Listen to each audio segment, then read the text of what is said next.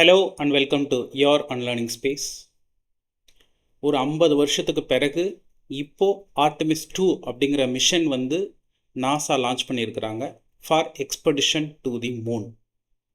இந்த ஆர்டெமிஸ் சீரீஸில் இது பார்த்தீங்கன்னா ஃபேஸ் 2ல் இருக்குது. ஆர்டெமிஸ் 2 ஏற்கனவே ஆர்டெமிஸ் 1 அப்படிங்கிறது 2022 லான்ச் பண்ணியிருந்தாங்க. இது வந்துட்டு ஆர்டெமிஸ் 2 அப்படிங்கிறது இப்போ ரீசெண்டாக லான்ச் பண்ணியிருந்துருக்கிறாங்க for expedition to the Moon.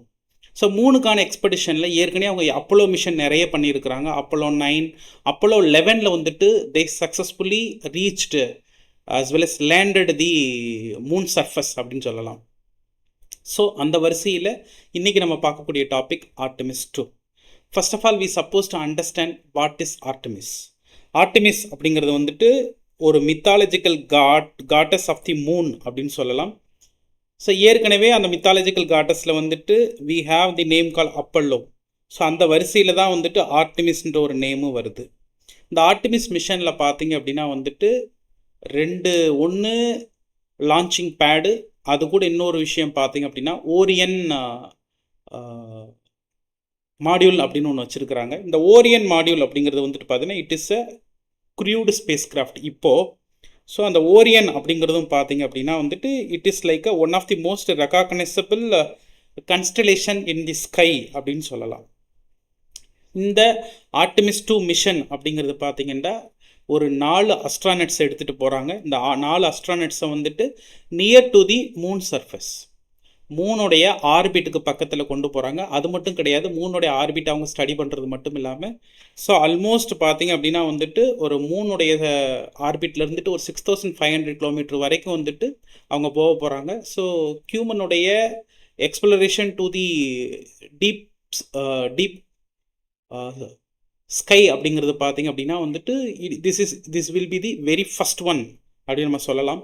இனிஷியலாக பார்த்தீங்கன்னா லாஸ்ட்டாக வந்துட்டு அப்போலோ மிஷன் 1972 தான் பார்த்தீங்கன்னா மூனில் வந்து லேண்ட் ஆகிருந்தாங்க.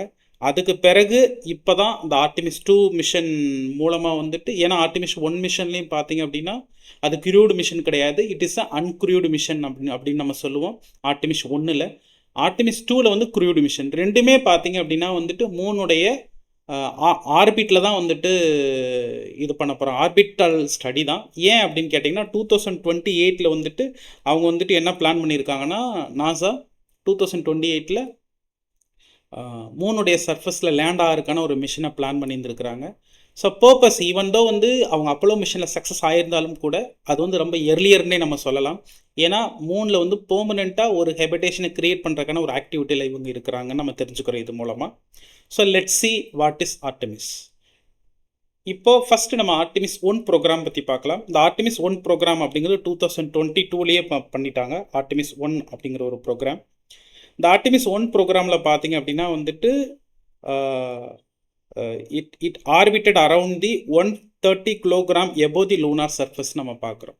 ஸோ நம்ம எர்த்துலேருந்துட்டு லூனாருடைய ஆர்பிட்டுக்கு போயிட்டு அந்த லூனாரினுடைய ஹைட்டில் பார்த்தீங்கன்னா ஜஸ்ட் 130 கிலோமீட்டர் வரைக்குமே 130 கிலோமீட்டர் ஹைட்டில் தான் வந்துட்டு என்ன பண்ணியிருந்துருக்குறாங்க, அவங்களுடைய ஜெர்னி இருந்திருக்கு. போயிட்டு திரும்ப பார்த்தீங்க அப்படின்னா வந்துட்டு they successfully reached again to the earth அப்படின்னு நம்ம பார்க்குறோம். ஸோ அதுலேயும் பார்த்தீங்கன்னா 2 மாடியூல் தான் அனுப்பிச்சிருந்துருக்காங்க. இப்போ என்னெல்லாம் மாடியூல் அனுப்புகிறாங்களோ, அதாவது ஸ்பேஸ் லான்ச் சிஸ்டம் அப்படின்னு ஒரு மாடியூல் வச்சுருக்குறாங்க. இப்போ நம்மளை பார்த்தோம் அப்படின்னா வந்துட்டு ஜிஎஸ்எல்வி மிஷன் நம்ம எப்படி யூஸ் பண்ணுறோம், டீப் எக்ஸ்ப்ளரேஷன் அப்படிங்கிறதுக்கு நம்ம யூஸ் பண்ணுறோம் இல்லையா, டீப் ஸ்பேஸ் எக்ஸ்ப்ளரேஷனுக்கு. அதே மாதிரி அவங்க யூஸ் பண்ணுறது ஸ்பேஸ் லான்ச் சிஸ்டம் ராக்கெட் அப்படின்னு ஒன்று யூஸ் பண்ணுறாங்க. அது கூட அவங்க வந்துட்டு க்ரூ மாடியூலை கொண்டு போகிறதுக்காக ஓரியன் ஸ்பேஸ் கிராஃப்ட் மாடியூல்னு ஒன்று கிரியேட் பண்ணியிருந்தாங்க. அது 2 சேர்ந்தது தான். அந்த 2 சேர்ந்து ஏற்கனவே ஆர்டெமிஸ் 1 அனுப்பிச்சிருந்துருக்குறாங்க. இந்த ஆர்டெமிஸ் 2ல் பார்த்தீங்கன்னா க்ரூ ஃபஸ்ட்டு அனுப்பக்கூடிய இந்த காம்பினேஷனில் க்ரூடு மாடியூல் அப்படின்னு நம்ம சொல்லலாம் இந்த ஆர்டெமிஸ். இப்போ நம்ம பார்க்கக்கூடிய அந்த ஆர்டெமிஸ்ன்றது எர்த்தில் இருந்துட்டு மூணுக்கான சர்ஃபஸ் லேண்டிங்கான ஒரு முன்னெடுப்புன்னு சொல்லலாம். அவங்க ஆர்டிமிஸ் 3ல தான் வந்துட்டு லூனார் சர்ஃபஸில் போய் அமெரிக்கா லேண்ட் ஆகிறதுக்காக பிளான் பண்ணி இருந்திருக்கிறாங்க. ஏன் இந்த டார்கெட் அப்படின்னு பார்த்தீங்கன்னா, ஏற்கனவே சைனாவும் பார்த்தீங்கன்னா 2030 வந்துட்டு மூன் சர்ஃபஸில் லேண்ட் ஆகணும்னு பிளான் பண்ணியிருந்துருக்காங்க. அந்த மையமாக வச்சுக்கிட்டு தான் அவங்க ஒர்க் பண்ணுறாங்க. மோரோவர் வந்துட்டு இப்போ எப்படி இன்டர்நேஷ்னல் ஸ்பேஸ் ஸ்டேஷன் மாதிரி அங்கே ஒரு பெர்மனெண்ட்டாக ஒரு ஸ்டேஷன் கிரியேட் பண்ணணுன்றது வந்து பார்த்தீங்கன்னா அமெரிக்கானுடைய ஒரு ஐடியாவாக இருக்குது. இப்போ பாருங்கள், இப்போ தான் இன்றைக்கி தான் என்ன ஆச்சு அப்படின்னு பார்த்தீங்கன்னா, கெனடி ஸ்பேஸ் சென்டர் ஃப்ளோரிடாவில் இருந்துட்டு நாசா என்ன பண்ணாங்க அப்படின்னா, இந்த ஆர்டிமிஸ் 2 மிஷனை வந்துட்டு லான்ச் பண்ணியிருந்துருக்கிறாங்க. இனிஷியலாக இட்ஸ் பீன் அரவுண்ட் ஒரு 2 சர்க்கிள் பார்த்தீங்கன்னா எர்த்தனுடைய சர்ஃபஸில் ரிவால்வ் ஆகிட்டு அடுத்து பார்த்தீங்க அப்படின்னா வந்துட்டு it will reach the moon orbiter அப்படின்னு நம்ம பார்க்குறோம். இதுக்கு முன்னாடி நீங்கள் பார்த்த ஆர்டிமிஸ் மிஷன்லாம் பார்த்தோன்னா இட்ஸ் அரவுண்டு ஒரு 25 to 27 டேஸ் பார்த்தீங்கன்னா ஸ்பேஸில் இருந்துச்சு. பட் இந்த மிஷன் பார்த்தீங்கன்னா ரொம்ப குயிக்காக பண்ண போகுது. லைக் அப்போலோ மிஷன்ஸ் எப்படி குயிக்காக பண்ணுறாங்களோ அதே மாதிரி. அது மட்டும் கிடையாது. ஸோ இங்கேருந்துட்டு கிளம்பி போகக்கூடிய இந்த ஆர்டிமிஸ் மிஷன் அப்படிங்கிறது வந்துட்டு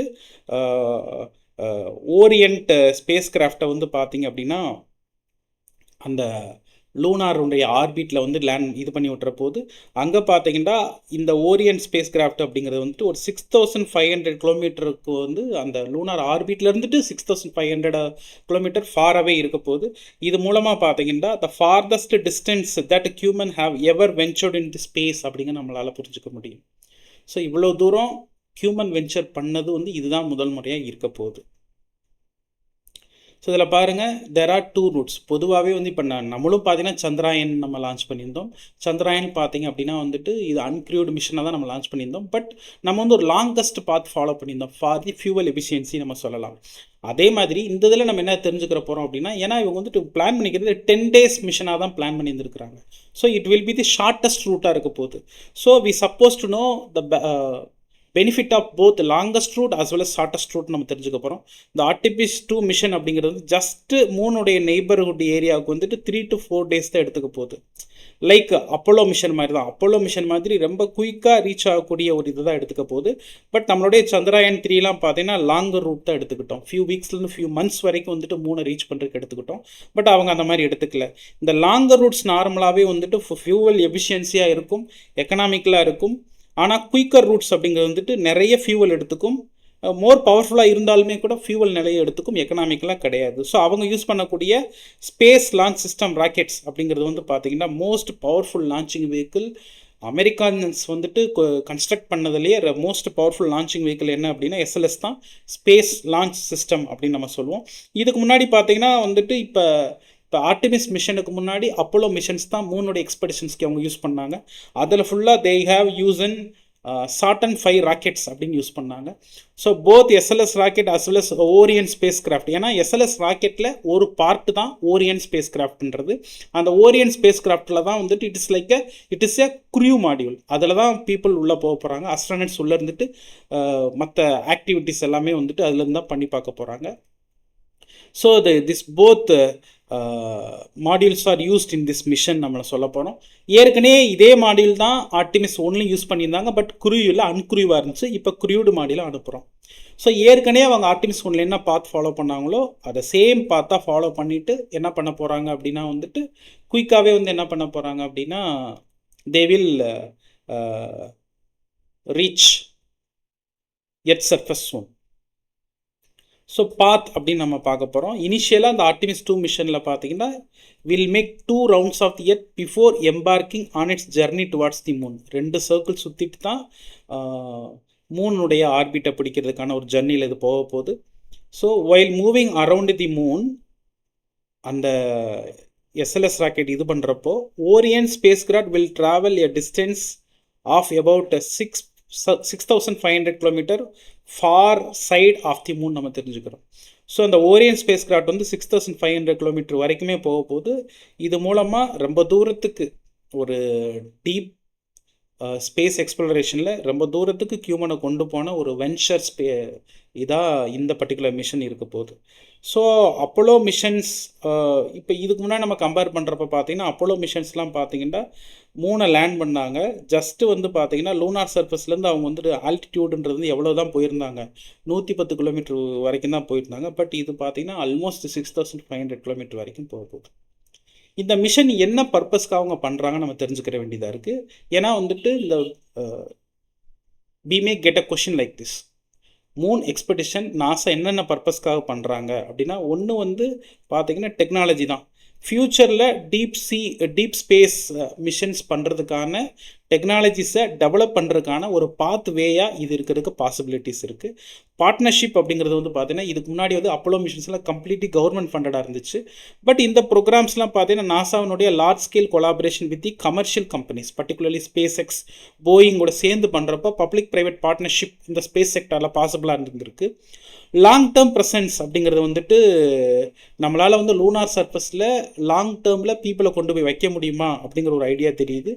இதை தாண்டி பார்த்தீங்கன்னா as far as knowledge is concerned, ஏற்கனவே பார்த்தீங்கன்னா 50 வருஷத்துக்கு முன்னாடி தான் பார்த்தீங்கன்னா மூன் எக்ஸ்பெடிஷன் பண்ணியிருந்தாங்க. அதுக்கு பிறகு இந்த மிஷன் பண்ணுறப்போ பார்த்தீங்கன்னா வந்து ஒரு ஸ்ட்ராட்டஜிக்கலான ஒரு நாலேஜ் அப்படிங்கிறது வந்துட்டு க்ரியூக்கு கிடைக்கும் நம்ம நம்புகிறோம்.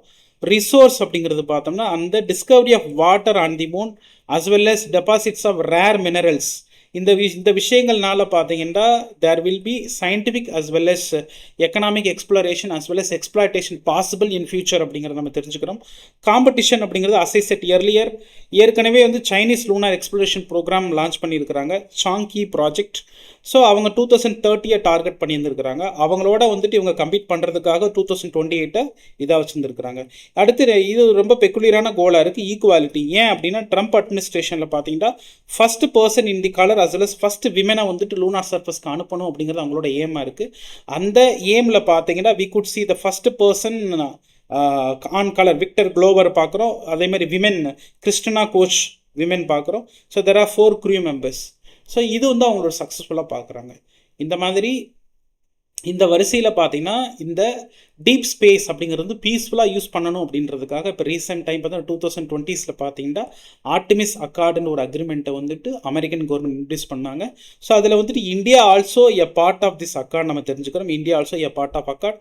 மோர் தென் அரௌண்ட் 61 கண்ட்ரிஸ் இது வரைக்கும் சைன் பண்ணியிருந்துருக்காங்க. You may get a question like what is Artemis accord, யார் எடுத்த இனிஷியேட்டிவ்னு கேட்கலாம்.